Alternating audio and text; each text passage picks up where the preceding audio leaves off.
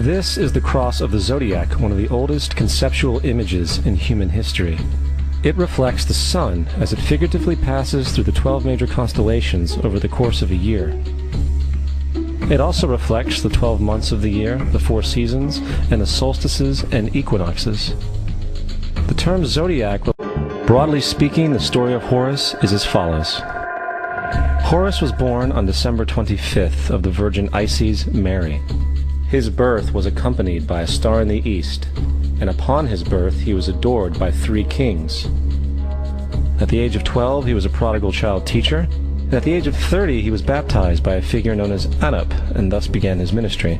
Horus had 12 disciples he traveled about with, performing miracles such as healing the sick and walking on water. Horus was known by many gestural names such as the Truth, the Light, God's Anointed Son, the Good Shepherd, the Lamb of God, and many others.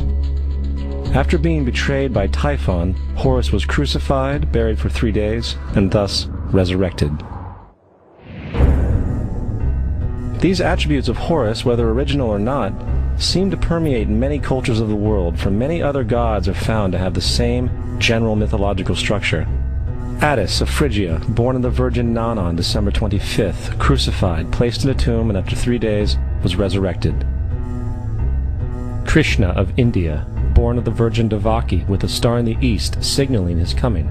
He performed miracles with his disciples, and, upon his death, was resurrected. Dionysius of Greece, born of a virgin on December 25th, was a traveling teacher who performed miracles such as turning water into wine. He was referred to as the King of Kings, God's only begotten Son, the Alpha and Omega, and many others. And, upon his death, he was resurrected. Mithra of Persia, born of a virgin on December 25th, he had 12 disciples and performed miracles, and upon his death was buried for 3 days and thus resurrected. He was also referred to as the Truth, the Light, and many others. Interestingly, the sacred day of worship of Mithra was Sunday.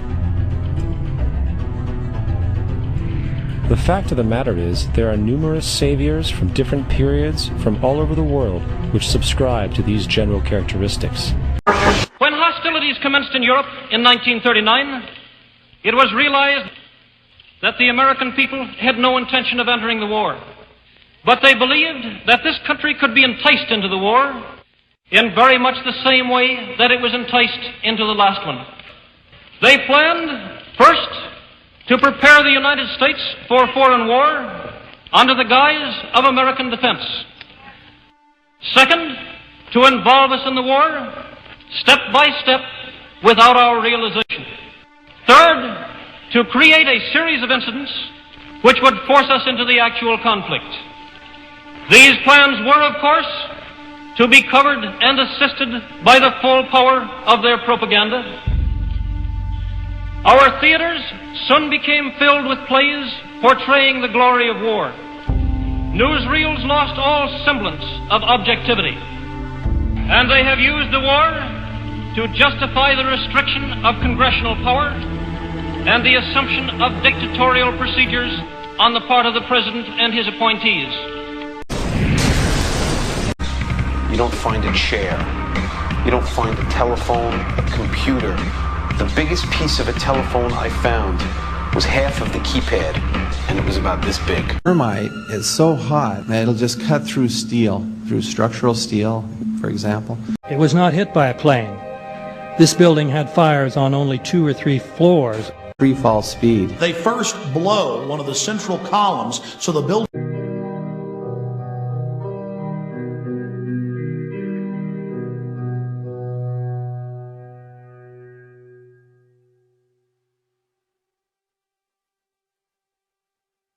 Our office was on the B1 level. As I was talking to a supervisor at 8:46, and all of a sudden we hear, boom! An explosion so hard that pushed us upwards. September the 11th, terrorists, the evil terrorists, no. Terrorists. 1975, the American Revolutionary War began as the American colonies sought to detach from England and its oppressive monarchy. Though many reasons are cited for the revolution, one in particular sticks out as the prime cause: that King George III of England outlawed the interest-free, independent currency the colonies were producing and using for themselves, in turn forcing them to borrow money from the Central Bank of England at interest, immediately putting the colonies into debt. And, as Benjamin Franklin later wrote, the refusal of King George III to allow the colonies to operate an honest money system which freed the ordinary man from the clutches of the money manipulators was probably the prime cause of the revolution. To a congressional investigation headed by Senator Nelson Aldrich, who had intimate ties to the banking cartels and later became part of the Rockefeller family through marriage. The commission, led by Aldrich, recommended a central bank should be implemented so a panic like 1907 could never happen again. This was the spark the international bankers needed to initiate their plan. In 1910, a secret meeting was held at a J.P. Morgan estate on Jekyll Island off the coast of Georgia. It was there that the central banking bill called the Federal Reserve Act was written. This legislation was written by bankers, not lawmakers. This meeting was so secretive, so concealed from government and public knowledge that the 10 or so figures who attended disguised their names when en route to the island.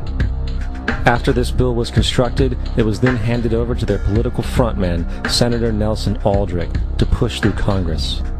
And in 1913, with heavy political sponsorship by the bankers, Woodrow Wilson became president, having already agreed to sign the Federal Reserve Act in exchange for campaign support.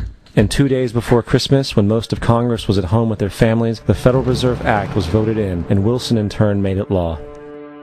Later, Woodrow Wilson wrote, in regret,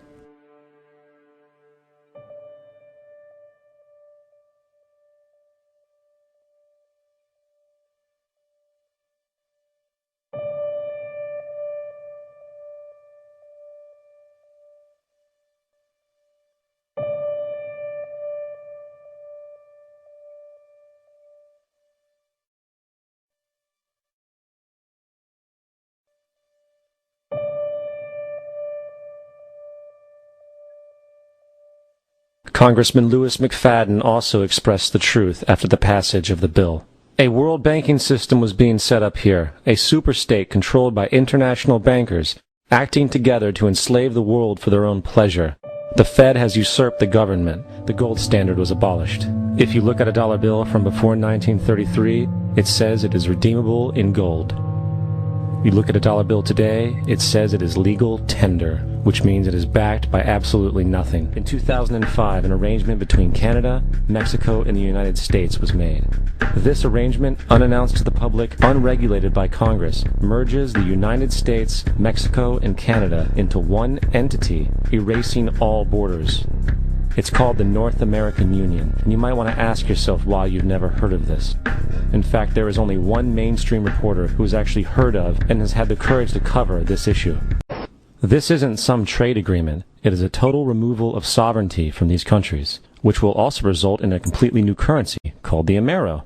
Apart from that, I think one thing people who are dollar-based need to focus on is the Amero. That's the one thing that nobody's talking about. The American Constitution will eventually be obsolete.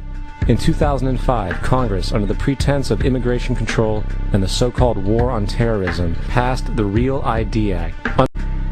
If this sounds foreign to you, please note that the RFID tracking chip is already in all new American passports. Shut him up. I've got a lot invested in this ride. Shut him up. Look at my furrows of worry. Look at my big bank account and my family. This has to be real. It's just a ride. But we'll kill those good guys who try and tell us that. You ever notice that? And let the demons run amok?